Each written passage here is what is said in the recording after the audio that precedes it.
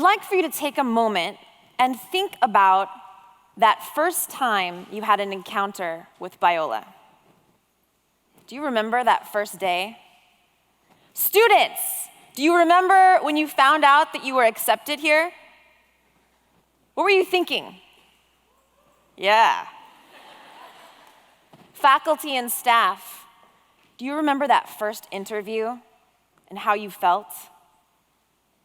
Family and friends, do you remember that moment when you realized that your loved one would come here? What were you thinking? What were you feeling? Were you feeling joy, relief, a little bit of fear, some worry, maybe a mixture of all of the above? For me, I was in my last year of the doctorate program, and I was in an academic conference in New Orleans, and I enjoyed getting some beignets on the side, you know, those powdered sugar donuts that get everywhere all over your clothes. But also while I was there, I had my first interview looking for a job as a professor, and it was with this man named Dr. Lewis, who was the communication studies chair at this place called Biola, which I kept saying, Loyola? No, Biola. Okay, now I know what Biola is. But in that moment, I arrived way too early, and my knees were shaking way too much. And I looked at my watch and I thought, okay, I have time. I'm gonna go to the bathroom for a second and close myself in a stall and just compose myself. And so I get in there and I call my parents. I'm trying to talk in hushed tones because other people are actually going to the bathroom there, right? And so I'm like, I don't know what to do, I'm shaking. And so they pray for me. I felt a little better. And then I did something that at the moment I didn't really know was a thing, and that was power posing. Have you heard of that? Amy Cuddy is a Harvard business professor, and she has research that says that if you stand like this for 2 minutes, it literally alters your brain chemistry and I see some of you doing it, and changing some of your hormone levels. It literally makes you feel more confident. Do you know that men tend to do this a lot? Men are encouraged to take up space, right? They sit sprawled out. Women are encouraged to crawl inward, to fold inward, to cross their legs. That's a whole other conversation about nonverbal communication and power, and I'd love to talk to you about that. But let's get back to being at this job interview. I did all these things, and I still felt rather nervous and shaky. My mouth was dry, and I thought, what is wrong with me? Why can't I have it all together? And then I met Dr. Lewis, and I shook his hand, and I sat down. And in that moment, I felt peace. I felt that Holy Spirit coverage of courage that centered me. Now, we often relate courage, the concept of courage, to these external abilities and actions, these overt demonstrations of strength, focusing on like confronting others or being bold or doing something that really garners respect. And all of these things are part of courage.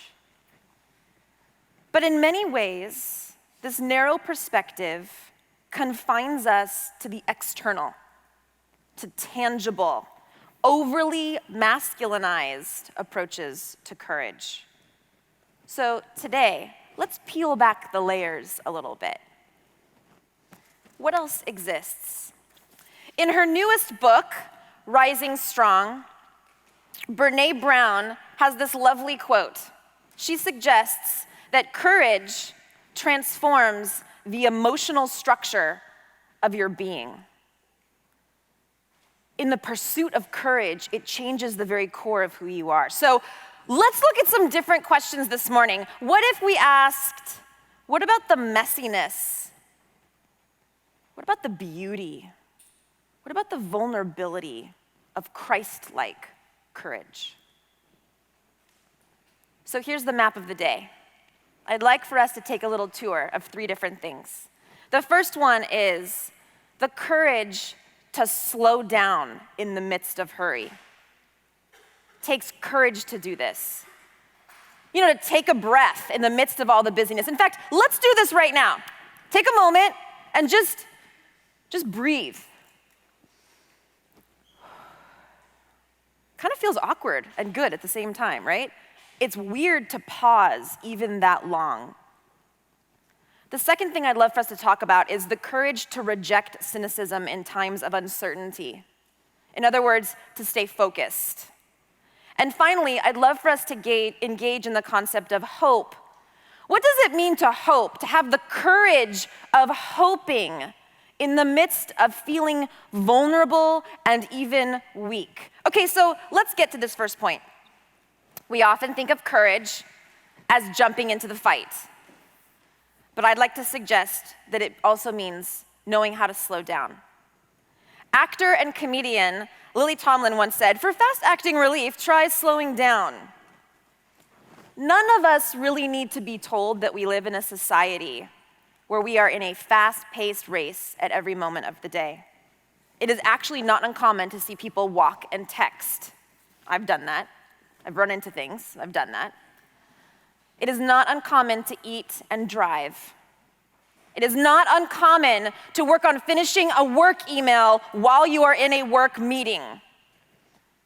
There is a rhythm now for most people.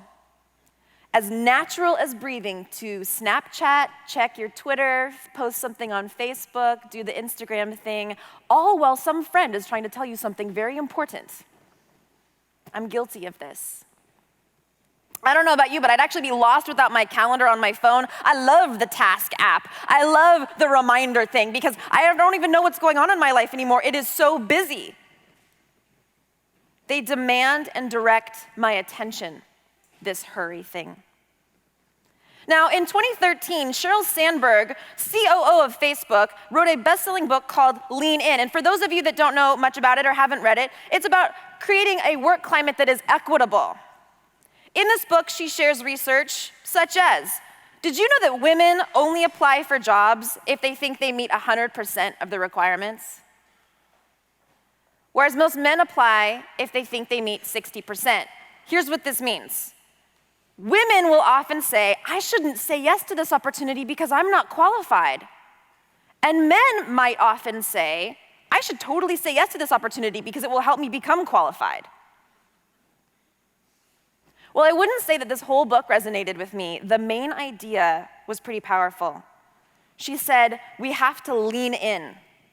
If you're at a work meeting, sit at the table, join the conversation.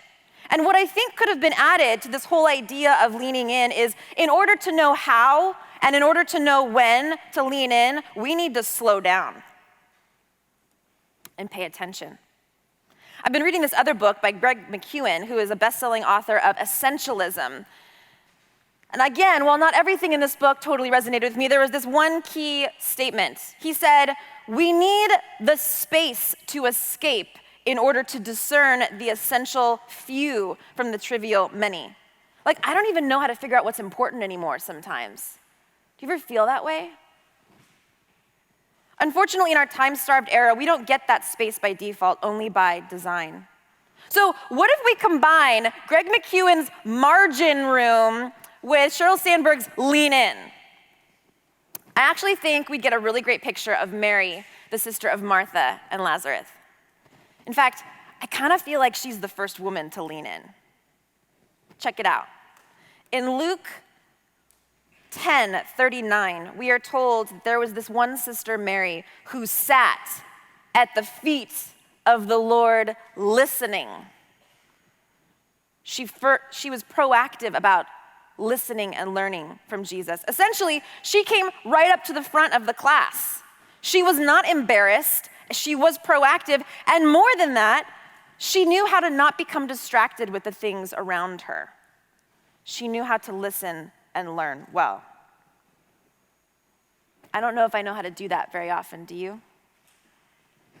When we have the courage to slow down, we make space to discern our priorities, and this actually makes us better leaders. Sometimes we don't know that fear and worry are the thing that have become our guides, the things that influence our decision-making, until we slow down and we realize what voices we've been listening to. And positive side effect, when we slow down, we notice other people. When we stop walking and texting, we look up. I love the newest Cinderella movie. I could watch it over and over again. I've dreamed of wearing that beautiful dress. I'm imagining it's very heavy, actually. But one of those statements that she says throughout is, have courage and be kind. I think those go hand in hand. Our very own amazing president of Biola, Dr. Corey, just wrote a book on courage and kindness. In fact, my husband and I ordered the audio version so that we can listen to it while driving, which actually probably shows that we're very busy and we're too busy to read it, but that's maybe a different thing. Have you noticed that it's very hard to be kind when you're in a hurry? Has someone recently been the recipient of your lack of kindness because you were just a little too stressed out? It's okay, no shame, just a moment of sweet conviction. This whole slowing down process has been hard for me, and every time I think I've got it figured out, something new comes along that makes it difficult again, and I'm starting to realize that maybe it's a lifelong thing, maybe it's one of those things that you never actually achieve, you just strive for. I've been real passionate about taking a Sabbath for the last several years. It took me a while to figure out that this is a type of tithing your time, but recently I've also been realizing that Sabbathing provides margin room to allow discernment to actually surface. There's something very important about letting yourself slow down, even to the point of becoming just a little bit bored. I don't know how to be bored. Do you? When I'm waiting in line for something, if I don't have my phone to check, I don't know what to do. I feel awkward. That's probably not so good. Maybe even now, it feels a little bit weird for you if you're not checking your phone while listening to this talk. Okay. I've tried to incorporate in my Sabbath time even just like 15 minutes of journaling and actually writing in my calendar, margin room in my calendar. And it's only helping a little bit. I am in process with you. I find it hard, and I find that embarrassing to admit. How about you? Are you sitting there thinking, there's no way I could take a Sabbath or journal for 15 minutes? I don't have margin room. Maybe next month. Not right now. It's too hard. But courage means not letting the phrase, it's hard, stop you. You might say it, and you certainly might feel it. It's okay. You can still feel like it's hard. That shouldn't stop you. There's this great old movie called A League of Their Own. It's a fictional account of a real-life story when All-American Women's Baseball League formed during World War II, and most of the men were away at war, and there was no one to play the game. If you haven't seen it, you totally should. Put that on your list of things to do. But there's one particular line where the coach, played by Tom Hanks, responds to his team when they're feeling really weary from this game. And one team member says, it's so hard. And he says, of course it's hard, but it's the hard that makes it great. It's the hard that makes it great. What if some of our prayers started including not just help me make it through, Lord, but help me to discern when and how to slow down. Grant me the courage, even when no one else around me seems to be doing it. This is the other side of courage. Let's talk about the second aspect. Rejecting cynicism in times of uncertainty. I don't know about you, but I love a plan. I love adventure too, and I'm not a big fan of monotony, but I love lists. I love outlines. I love getting energized about reflecting about how things went and what we can do better next time, finessing it until it's at its very best. I love knowing what the next 3 turns are in my Google map as I'm driving. I love certainty. But there's rarely that kind of certainty in life, because many people who choose to lean in to this whole desire for certainty also choose to become cynical. And when they choose cynicism, it's this false sense of protection, a shield against the windy doorway that leads to dreaming. It can be easy to think that as an adult, maybe maintaining joy and pursuing dreams is like Santa Claus. Maybe that kind of joy and dream pursuit is really just fake. But acts of God and Santa Claus are not the same thing, and hardening your heart makes you spiritually blind, not internally strong. The Apostle Peter is such a great example of someone who doesn't let cynicism overtake him. I don't totally know why people look at his flaws and foolishness, I feel like that would be all of us. But let's look at how he demonstrates resilient courage.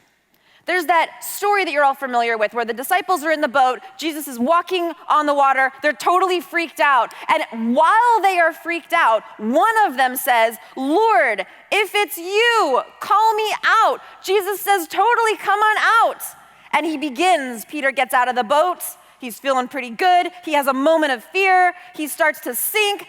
And when he is sinking, he's not so cynical that he forgets to cry out to the Father. Even that was an act of courage. And when Jesus takes him back into the boat, what does he do? He immediately says, "Truly, you are the Son of God." Peter was resilient enough that despite the fact he was sinking into the sea, despite the fact that he was overcome in the moment, he bounced right back to declare with others, "Truly, you are the Son of God." Courage is resilience, not cynicism. His own heart was soft enough to see past his feelings of failure. And this is no small thing. I'd like to suggest that keeping your heart soft is a courageous act. Tolkien does this very well in his books, right? In The Hobbit, we get to see this wrestling of courage and fear. I love it so much. There's this great moment where he's struggling, our little friend, and says, "Go back?" He thought, "Not at all. Go sideways? Impossible. Go forward? Only thing to do." On we go. So he got up and trotted along with his little sword in the front of him, courage, and one hand feeling the back of the wall, carefulness, right? Nervousness, all at the same time. His heart all a pitter and a patter, a patter and a pitter. So what uncertainty are you facing right now? How can you keep your heart soft in the midst of it? For cynicism will rob you of your courage. It is a false platform. It is a dressed up and disguised form of insecurity. It is simply a fancy form of fear, not intelligence. Here's the deal. Life is full of uncertainty. You will never know enough. There are moments you just need to get out of the boat, and you might fail, and then you raise your hand and you say, "Lord, save me." And he does. This takes us to our final point. Courage means maintaining hope, even as you move forward, even when you feel vulnerable, even when you're embarrassed of feeling weak. When I was 20 years old, I was faced with a particular predicament. It was Valentine's Day. And I had broken up with my senior high school boyfriend just a year later, and I wasn't dating anybody, but I'm a romantic and I love Valentine's Day. As a single person on Valentine's Day, I feel like you have sort of two options. One, hate and loathe the very existence of this holiday and eat chocolate. Or two, feel sad all day.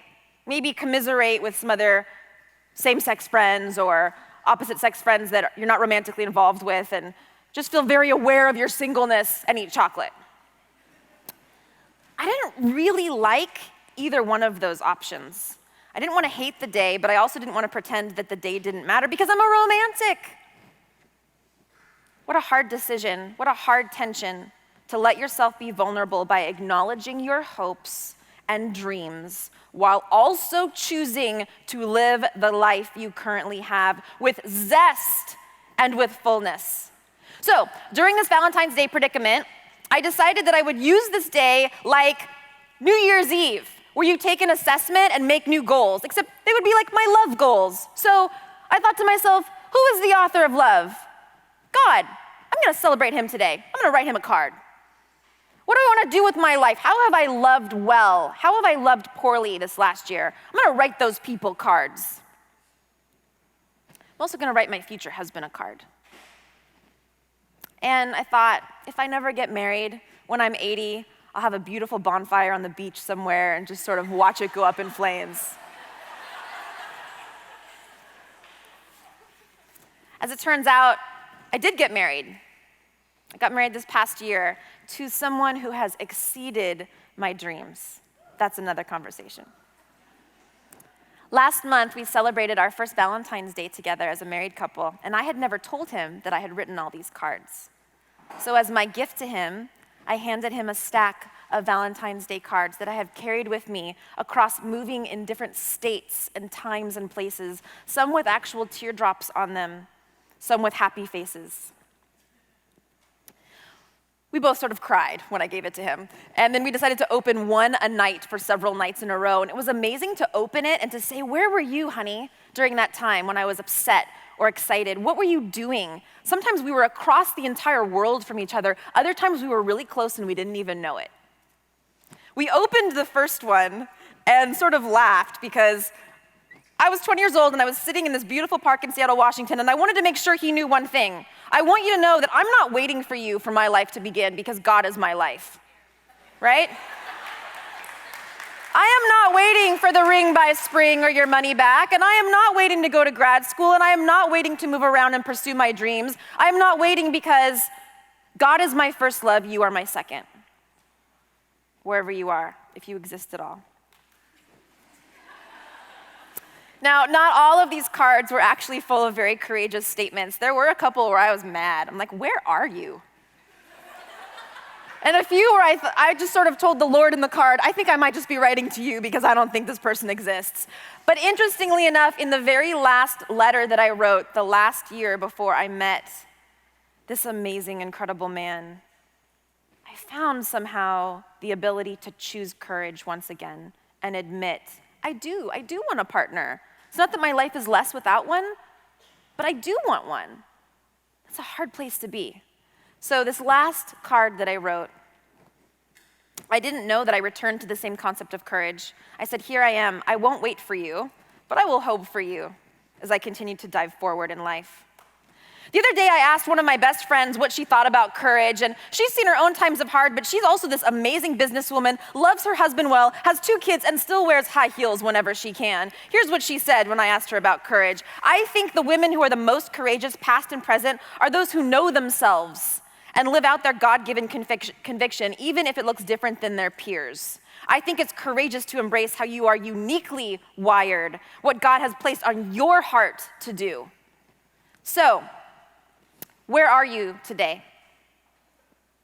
Are you feeling the pressure of being too busy and sense the need to slow down? Take a breath, lean in and sit at the feet of Jesus. Be courageous. Or are you aware of the roots of cynicism taking hold of your heart as a fake shield? Have you kidded yourself into thinking that that's a smart choice? Unroot those things and choose hope and joy. Be courageous. Or are you losing hope and feeling weak? I encourage you to be honest. Be honest with yourself. Be courageous.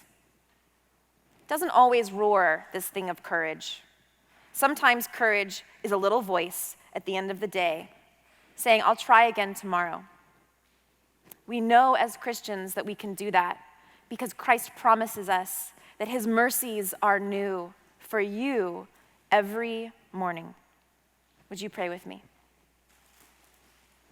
Jesus, I ask that something that was said today would be a blessing and a sense of nourishment to each one of us here. Father, your hope is the anchor of our souls.